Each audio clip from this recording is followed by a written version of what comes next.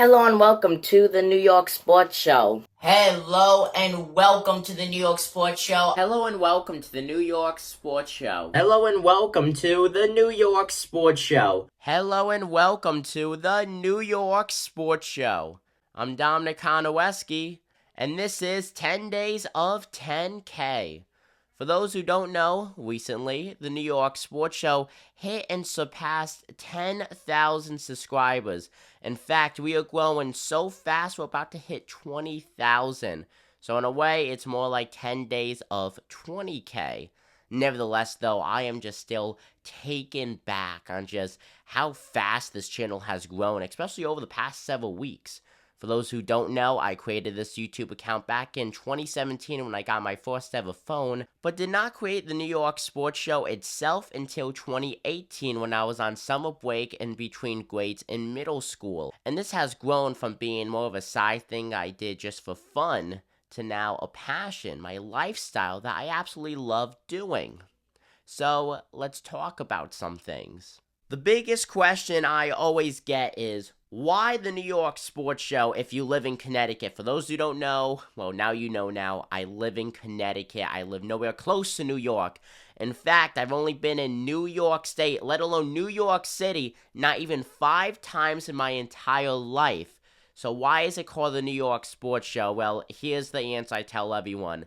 There's nothing in Connecticut. There's no sports except for minor league teams in Connecticut. You have the Hartford Yard-Goats to the Colorado Rockies. You have the Hartford Wolfpack, New York Rangers. The show I'm wearing right now, the Bridgeport Islanders of the New York Islanders. There's just simply nothing to cover in Connecticut for major sport teams. There is no major sport teams really in Connecticut. It's all minor league affiliates or college sports. If I did college sports, then yeah, Connecticut would be one of the best states to cover because you have UConn and Yale there, along with UNH, which is a very highly ranked Division II program. But keeping things simple with New York sports, let's change up this style. Okay, that is better.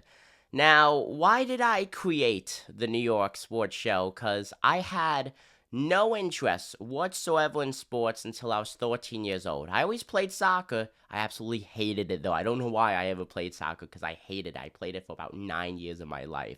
But I had no interest in sports. I never picked up a baseball bat. I never threw a football. I never knew how to throw a football.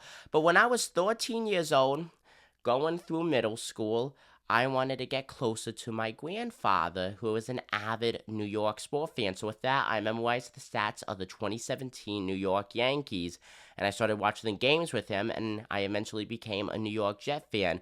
He was a diehard Jet fan, and frankly, I don't know how anyone could have been a diehard Jet fan. There was no hope. I mean, the Jets' lone Super Bowl came some 40-plus years ago, but he watched every single game, no matter how bad the season was, and he never turned off the TV despite the Jets losing sometimes 40-0. I know that's a mini exaggeration, but man, did they lose a lot. But on a serious note, though, me getting to bond with my grandfather that way and starting the podcast to not only learn more about sports but something to discuss with him about was one of the best decisions of my life. I looked at other sport teams in New York, became a Knicks fan. He was a Brooklyn Nets fan, so you gotta have some kind of family rivalry there, so that's what I did. Originally was a New York Rangers fan, but kind of swapped things over to the New York Islanders. Overall, though, I am back to being a Rangers fan. This was over the course of like 5 years, I should add. I'm a Rangers fan for the NHL, but I love the New York Islanders AHL affiliate, the Bridgeport Islanders, the show I was just wearing, of minor league hockey. And nevertheless, though, just covering New York sports is one of the greatest things. There's always something going on. I never have a slow news day when it comes to making videos, websites, the magazine that I do. It's never a slow news day. There's always something to do. Having done so much content, both article-wise and video-wise, and sharing it with my grandfather and just getting closer and closer to him over the years was honestly one of the best things. He was my best friend. He was more than a grandfather to me. He was my best friend. He was a father figure in a way, and he was my buddy. And sadly he died back in December, but undoubtedly he changed my life, and he was one of the best friends that I've ever had. And doing videos so many times a day. I mean, I walk 9 hours a day sometimes between videos and even articles. It takes me a while to make, depending how long the article is or what the topic is on.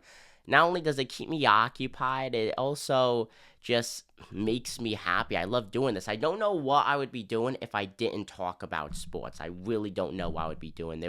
I feel like I would be lost in life, to be honest with you.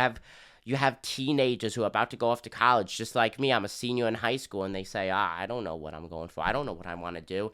If it wasn't for my podcast and my ever-growing love of sport journalism, I would be one of those teenagers, because I honestly cannot picture myself doing anything else besides sports journalism. And yeah, so that was some info on the New York Sports Show for part 1 of 10 of 10 days of 10K. Comment down below what you guys think, and just remember, if it wasn't for you, I would not be able to make this video right now. You guys have done so much for me, and I'm absolutely grateful for that, and I always will be. No matter how big this channel gets, I will always be grateful for just my fans and supporters. And remember one big thing, God is great, and He has a plan for you. Take it easy, folks.